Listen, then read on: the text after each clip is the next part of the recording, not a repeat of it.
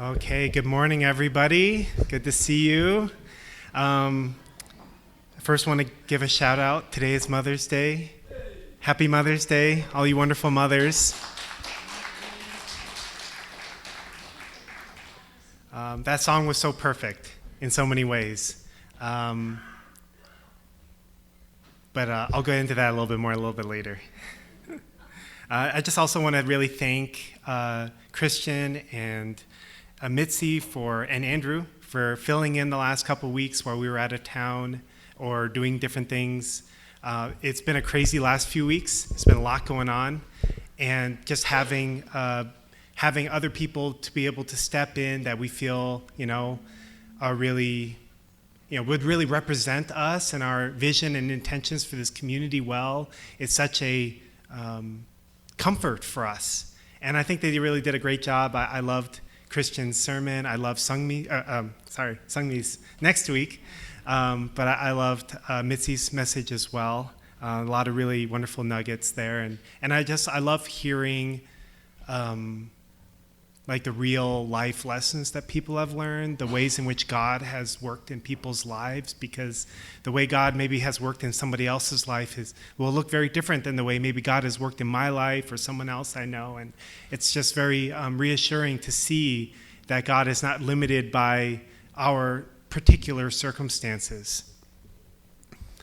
But Mitzi touched on something last week, and I don't know if you caught it, but it really stuck out to me because it was something I was thinking about a lot. And in one part of her message, she talked about a faith of convenience. I don't know if you remember that, but like kind of having a faith where you take what you like and you leave the rest, like according to my standards or what I'm comfortable with or what I like.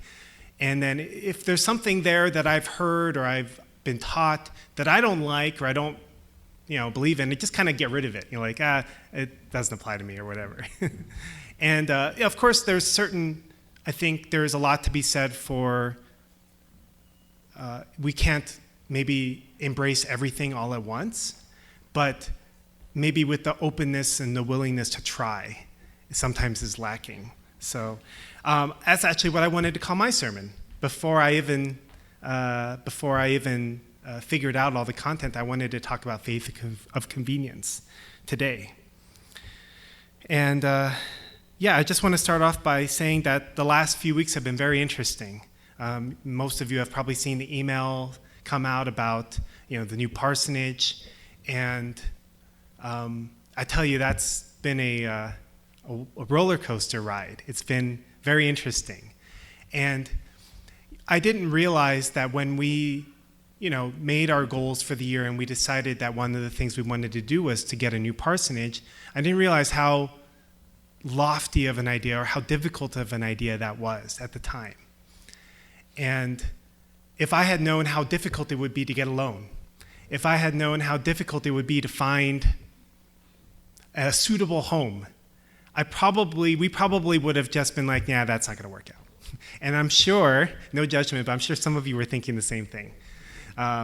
But it's amazing that, just like the song was talking about, Waymaker, I just get this feeling that God had things kind of set up in advance. Like I don't know, a skeptical person would just, nix it, but I just can't help but this feeling that like, how did we end up? And here we are today, actually under contract to, close soon on this house.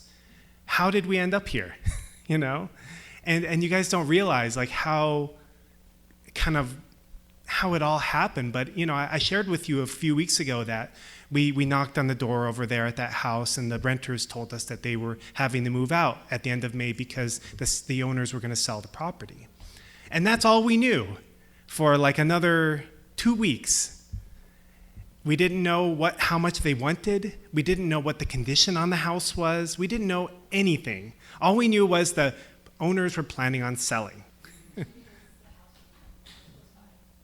Well, we did know that it was like right there. The location was amazing. I mean, it was literally one of our goals was to find a house on that block, which was a little bit crazy, but here we are. And so our realtor nagged and nagged and nagged, and it's like, they want to see the house. Show them the house, you know? It wasn't on the market yet, so our hope was maybe we can buy it before it gets on the market. So we go there and we look around, and it's got some issues, but it's got everything we need. It's in the right location, and then they said, okay, we're asking $475 for it. And we're like, wow, that's way cheaper than we were expecting. We didn't think we'd be able to find anything for under $600 in this area. It's just the area, you know, unfortunately. Yeah, if we went out to somewhere else, further away, we might be, you know, there are places, like even if you go down to like close to 6th Avenue, there's cheaper, nicer houses. But we really wanted to stay here if possible. Which is crazy, I know, especially after you guys have heard me talk about our van getting shot and stuff like that. But that's just where we're at, you know? That's just what we want. I guess we got some skin in the game, you could say. So then we realized, oh my gosh, maybe we could even just buy this with cash. So we started communicating with our council. We started communicating with our finance ministry. Is this doable? Is this possible? It happened all very fast. Everyone got on board with it very quickly, and we put in an offer for the asking price. And we're like, well, it's the asking price. Surely they'll take it, right? But no, they didn't take it. And then we're like, okay, let's put in a slightly higher offer. So we made it was a little bit higher offer for $500,000. And then they also still wouldn't take it. We're like, come on. You guys got to figure out what your asking price is. And if someone offers it, you should take it. But they wanted to see how much money the house could get if it went on the market. So then literally Saturday, which was 2 days later after all this, the house went on the market. And then there was 4 days, 4-day window of opportunity to put your offer in on the house. Wednesday night, they closed all offers.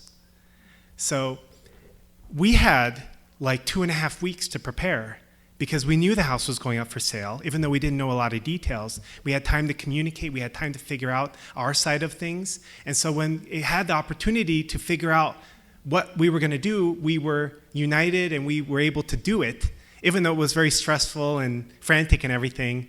And we eventually were able to get the house. But if we hadn't known that it was going to be on the market and it just appeared on Saturday afternoon, and we had 4 days to put an offer in on it, I'm not sure if we would have been able to get everything together. Like, it would have been really difficult because we just weren't expecting it. That's just kind of one of many things that have happened around this house that really makes me feel like, you know, maybe we were crazy to have the idea to find a new parsonage, but somehow God made a way. Like, I don't really have a greater way to explain it other than just pure luck. And I don't believe in that level of luck. I believe in luck, don't get me wrong. Not that level of luck. Like, that's way too lucky for me. And we did the inspection earlier this week, and everything really looked really good. And so it's going to be a stretch for us, as you saw in the email. It's not a small undertaking. It's not a small purchase. It's not an easy thing for our community to do, but it is within our ability to do. And I guess that's what matters in the end. And if you want to know more about that, yeah, please go back and see my email. Please go back and listen to that message I gave you a few weeks ago. It really emphasizes the importance of like setting an intention, right? Because if we had not made that our goal this year, that house would have gone on the market and we would have been like, oh yeah, that'd be nice. But we're not looking for a house. We're not looking for a new parsonage. And it kind of makes me feel that it's amazing how if you put your mind to something, if you say, God, this is something I want to do, then you never know what might happen. Ways will open for you, paths will open for you that you never expected or saw or foresaw would happen. And I feel like, yeah, maybe buying a house is one aspect of that. But I think that I've had this experience with other areas of my life as well. And maybe some of you have as well. Maybe you made a decision one day. You just decided, I'm going to fix my relationship with my father or my mother or my child. Like, I'm going to heal my family. Or I'm going to take responsibility for a mistake I made in the past. Or I'm going I'm going to get healthy again, or I'm going to get financially healthy, or whatever it is that you came to a decision in your life. When you decide to do it, you're amazed how many opportunities open up to you that you wouldn't have probably seen otherwise. And anyway, the band picked the song totally independent of what we were going to say today, so that's pretty awesome. Thank you so much. Beautiful song. A few weeks ago, before we even knew what the price of the house was or that we were even going to get a house, I was feeling a lot of pressure because we made these goals. And if you remember from a few weeks ago, I shared, well, if we have faith, then we should act as if the goals that we set are going to happen, right? So we're fixing up the parsonage. I'm having interviews with people who are saying, hey, I want to come and join our young adult mentorship initiative, right? But we don't have space because we're maxed out. Well, we have space for one more young lady.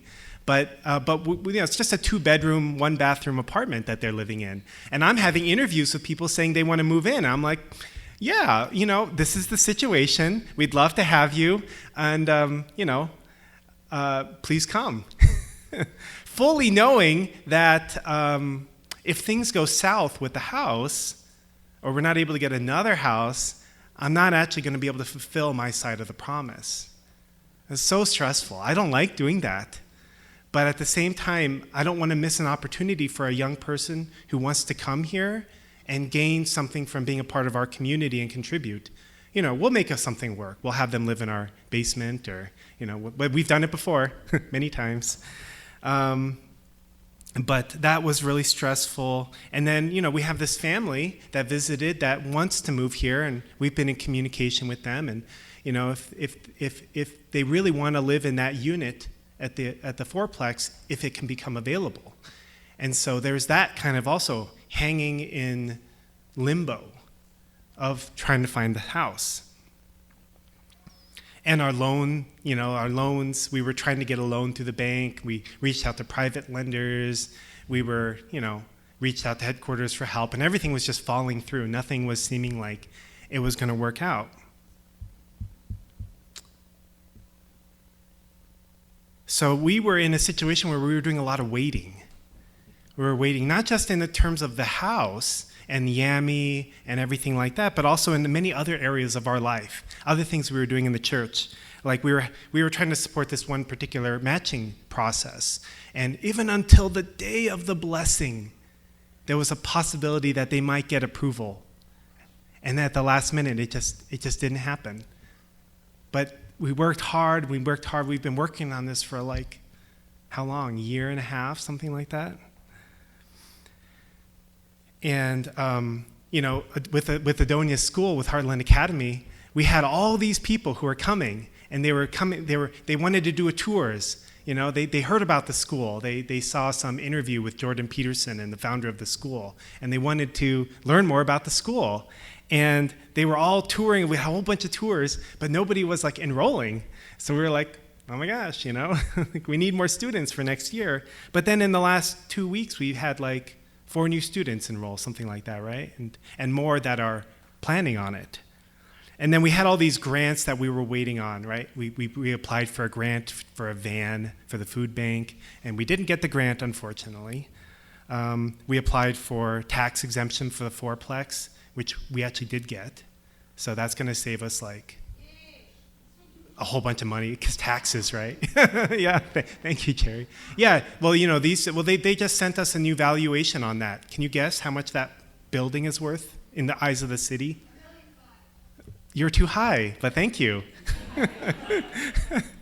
Almost 1.2, It will be 1.5 in the next time, It's like nothing seems to go down. But, in the eyes of the city, that house is worth $1.2 million, so taxes on that, $6,000, $7,000, something like that. So, that's saving us a lot, and which we will be able to use to invest into other things, which I really appreciate. So anyway, a lot of waiting, and then the last 2 weeks, all this crazy stuff has happened, and it's been wild. And then of course, there was in all of that, there was the God's Day celebration, there was the blessing we went to in Las Vegas, and then next week you have the Spring Refresh. So it's kind of got me thinking I need to find a way to space things out little bit more. You just never know when stuff is going to come raining down like that. It does. It just does happen that way. It's true. So one of the things that I've learned a lot about in the last 8 years of pastoring and in my life in general is the importance of integrity, right? I've done a lot of different programs like Landmark and studying through Pastor Rick Warren, and just my life experience. Integrity is so important. And this whole experience has really got me thinking a lot about integrity, because especially in the area of faith, right? So a few weeks ago, I shared this verse. And Jesus answered them, "Have faith in God. Truly I say to you, whoever says to this mountain, 'Be taken up and thrown into the sea,' and does not doubt in his heart, but believes that what he says will come to pass, it will be done for him. Therefore I tell you, whatever you ask in prayer, believe that you have received it, and it will be yours."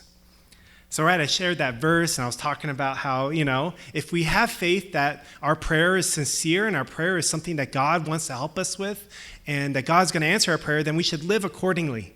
Prepare for that answer to come, whether it's in a month or a year or whatever it is, that God heard my prayer, my sincerity, and will act accordingly. But I can relate actually much more to this verse, this lately. "If any of you lacks wisdom, let him ask God, who gives generously to all without reproach, and it will be given to him. But let him ask in faith with no doubting, for the one who doubts is like a wave of the sea that is driven and tossed by the wind." "For that person must not suppose that he will receive anything from the Lord. He is a double-minded man, unstable in all his ways." I felt like I can relate to this guy, the double-minded, unstable guy. Because that's honestly been more what it's like. That's actually been more reflective of this experience. It's been like, I'd love to say that I had no doubts the whole time. I knew it was going to work out. And that's what I would say publicly. But anyone who was close to me at the time, through all of this process, knows that it wasn't. Like, I was like, man, stress and worry and anxiety and losing sleep. And like, what's the next thing that's going to hold us up? What's the next thing that's going to, I'm honestly still a little bit that way now. Because it's not like now that we're under contract, there's no other hurdles between now and closing.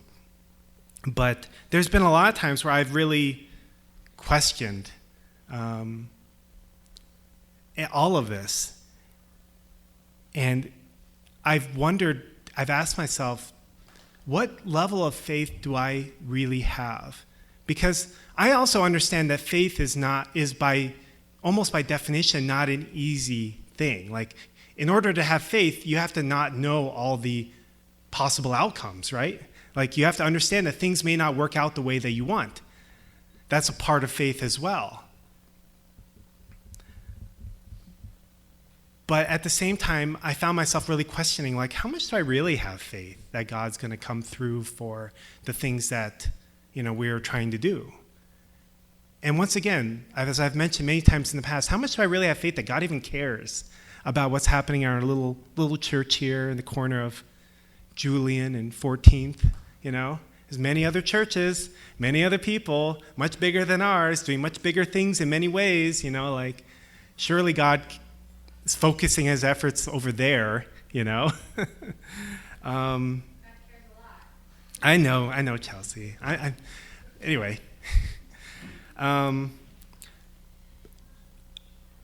True faith, and I'm just kind of sharing my journey a little bit here. True faith is, not just believing and having confidence in God when things are, good and things are going the way that I want them to go, and God is answering my prayers, and God is doing things in the timetable that I think he should.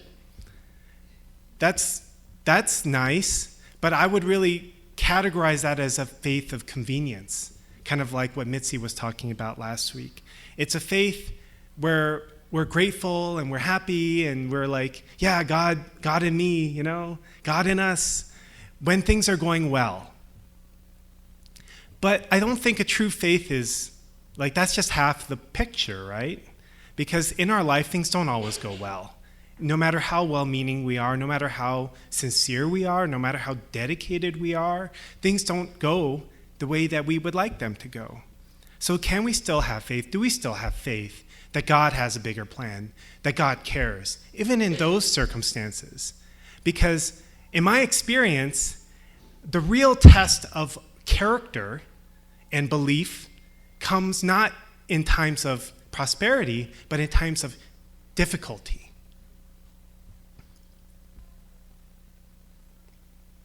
We truly find ourselves in situations that test us. So we tend to, I think, describe ourselves a certain way. Like maybe I am a compassionate person, right? I'm not necessarily saying that about myself, but I'm just saying in general. Like maybe you consider yourself a compassionate person. Well, how do you know you're a compassionate person?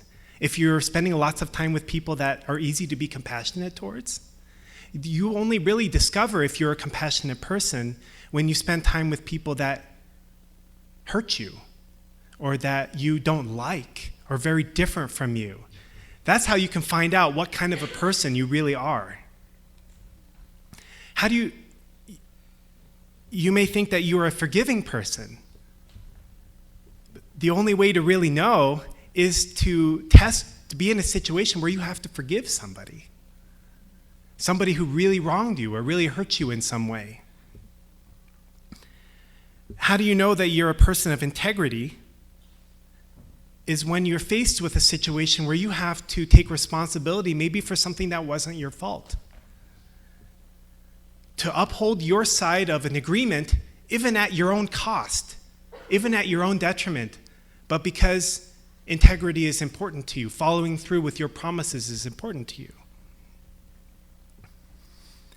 So likewise, we can only really know if we're a faithful person when we have faith in circumstances that challenge us, or when we're with people that challenge us. And I think that this is part of the reason why the Bible talks about how dangerous it is to be lukewarm, how dangerous it is to be not hot, not cold, but just in our comfort, just being around people that we get along with, just being in our circumstances that we feel are manageable for us, but it doesn't actually allow us to see who we really are.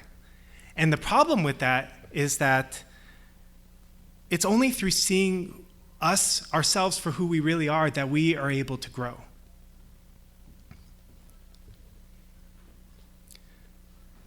In this whole experience with this parsonage, I've been able to learn a lot about myself, and I'm still kind of digesting it. And one thing I've been learning is that faith requires patience, and I'm lacking in patience. I very much want things to happen when they should happen, as quickly as possible, preferably. And if there's anything I can do to speed up the process, then I try to do it. But I like things to happen quickly. I don't like things to drag on. I don't like the unknown. I don't like the discomfort of being unsure of how something is going to turn out. So I tend to take things into my own hands and matters into my own hands probably more often than I should. I tend to be very uptight, and I get impatient, and it affects everybody around me.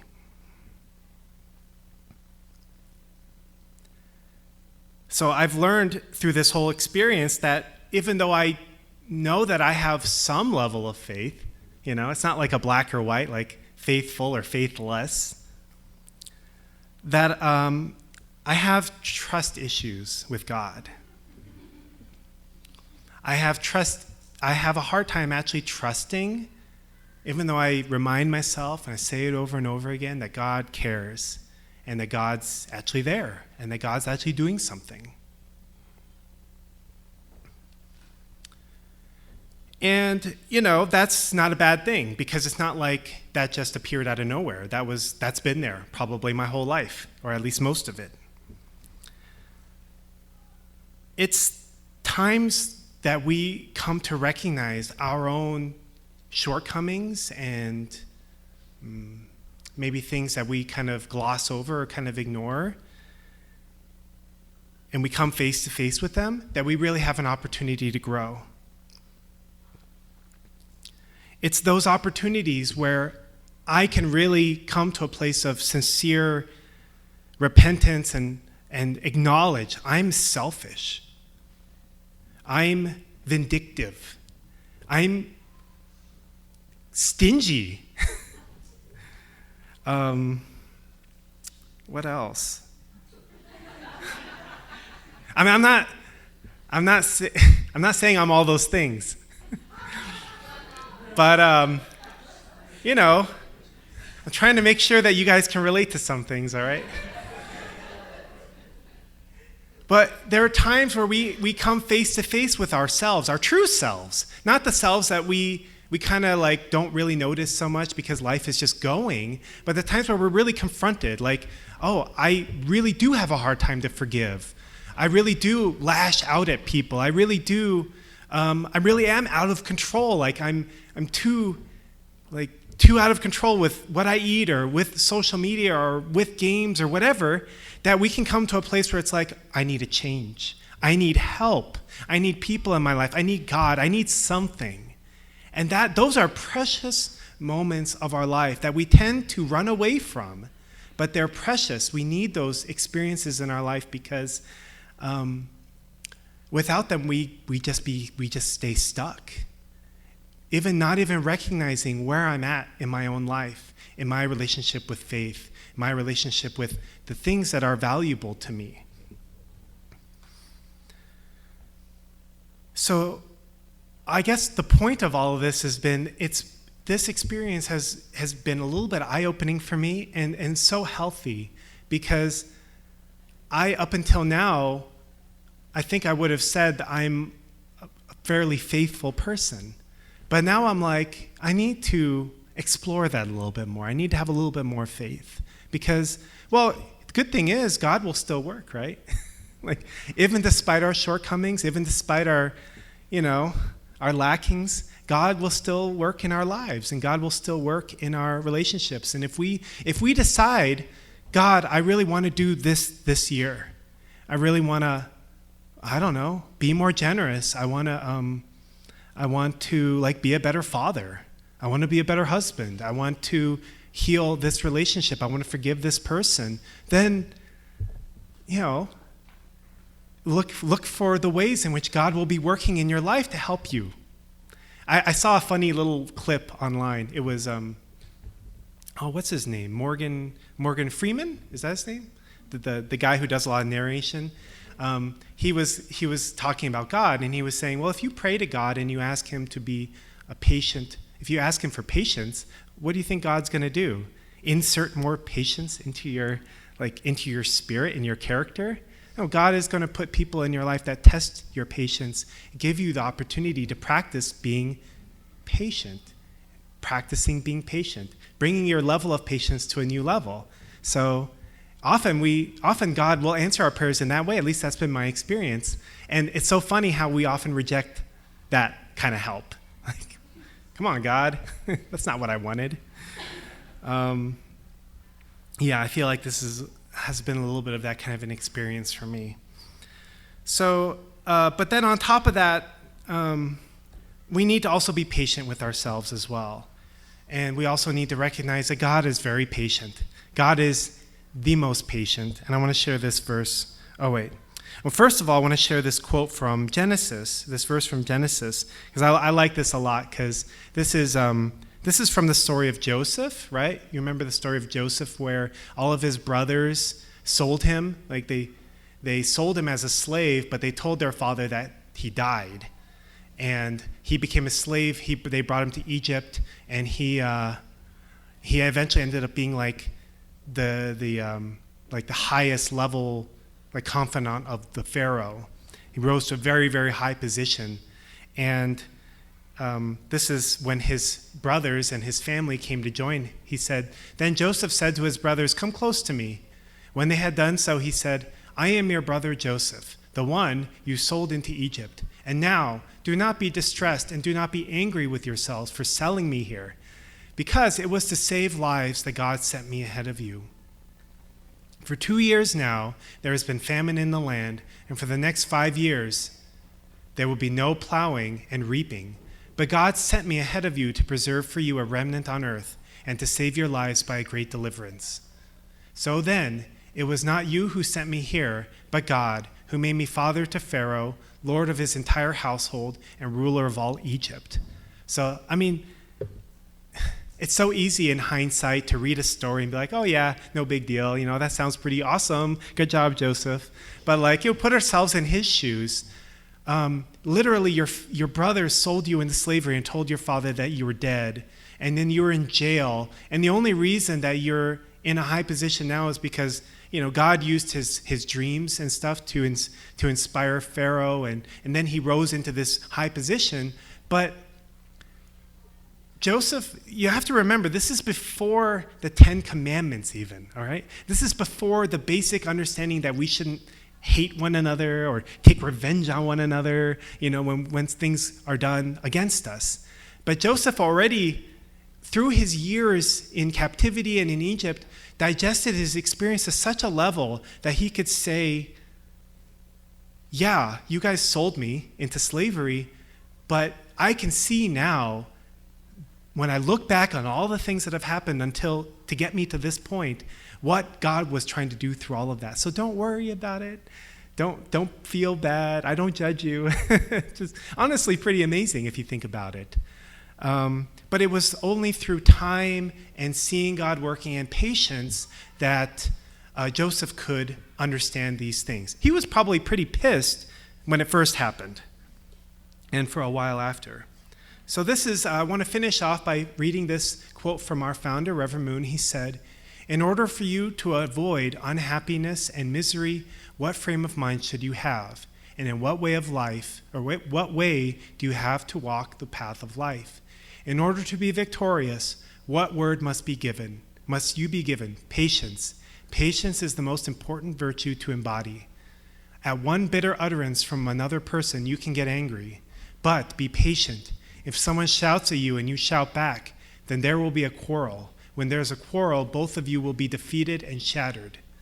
Even though you may not be defeated, some power beats at you, so you are shattered. The moment you frown at someone or stare at him, your unhappiness will leave you. When you are angry at someone, you will frown, even that the notion that that person is around. Even in the psychological sense, you are poisoned inside when you are very angry. So be patient and never be angry with anyone. It is poisonous for you to get angry. When you are furious and mad at someone, don't you feel that inside? But train yourself. If you want to find out the secret of how to win over people over, patience is the utmost knack. Those who can be patient are many-sided, being able to look in every direction. God is the foremost champion of patience. God was patient when his only son was nailed down on the cross, with all the other people rebellious against him. At that moment, God did not look omnipotent, but it was his patience that made it possible. When you have done something very ugly against someone, and he pretends that you have not done such a thing, you become low and more humble.